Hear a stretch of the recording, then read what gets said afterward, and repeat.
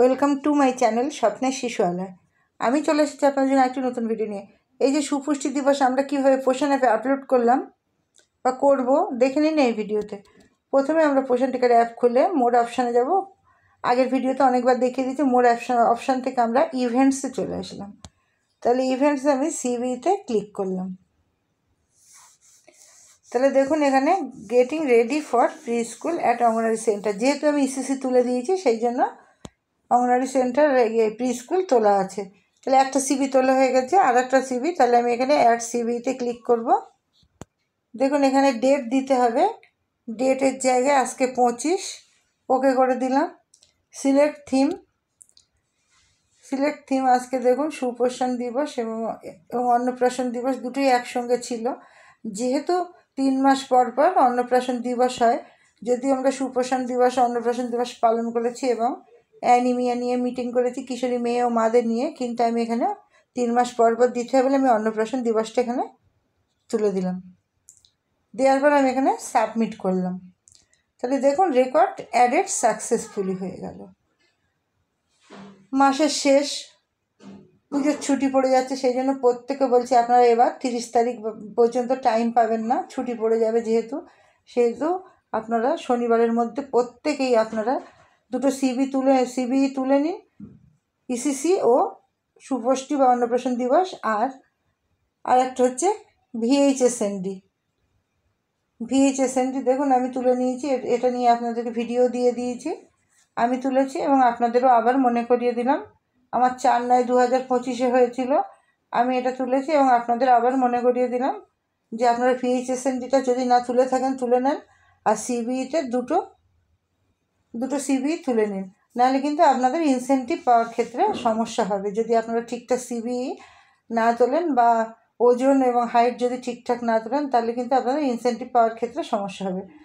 তাহলে সিবিই তুলে নিলাম এবং ভিএইচএসএনডিও দেখিয়ে দিলাম যে তুললাম, কীভাবে তুলেছি আগের ভিডিওতে দিয়ে দিয়েছি এবং আবারও আপনাদের মনে করিয়ে দিয়েছি।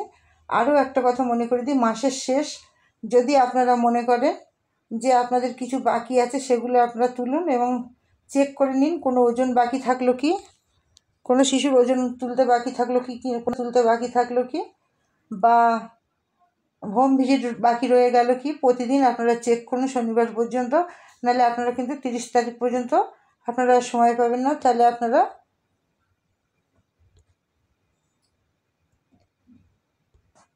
হোম পেজে চলে যান, হোম পেজে গিয়ে আপনারা দেখুন যে কিছু বাকি আছে কিনা। ড্যাশবোর্ডে গিয়ে ড্যাশবোর্ড খুলে দেখে নিন আপনার হাইট, ওয়েট এবং হোম ভিজিট কিছু বাকি আছে কি বা কোনো সমস্যা হলো কি। দেখুন এখানে দেখুন ভিজিট কমপ্লিট, একটা ভিজিট টিউ আছে, আবার একটা ওজনও পেন্ডিং আছে। তাহলে আমিও দেখে নিলাম এবং আমার আন্ডারওয়েট চিলড্রেন দুটো আছে বলেই হয়েছে, আমার ভুল করে হয়নি। যদি আপনাদের কোনো ক্ষেত্রে ভুল হয়ে যায়, ভুল করে আন্ডারওয়েট চিলড্রেনে চলে যায়, তাহলে আপনারা সেটাও ঠিক করে নিতে পারেন।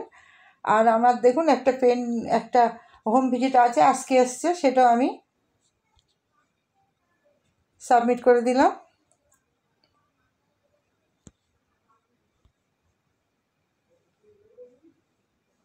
আর ওজনের ক্ষেত্রেও তাই,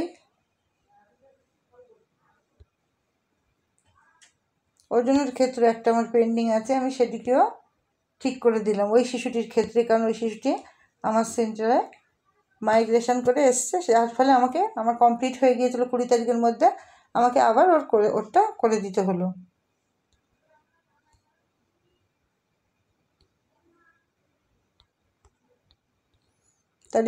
তাহলে আমি ওই শিশুটির ওজন, উচ্চতা এবং হোম ভিজিট তুলে দিলাম।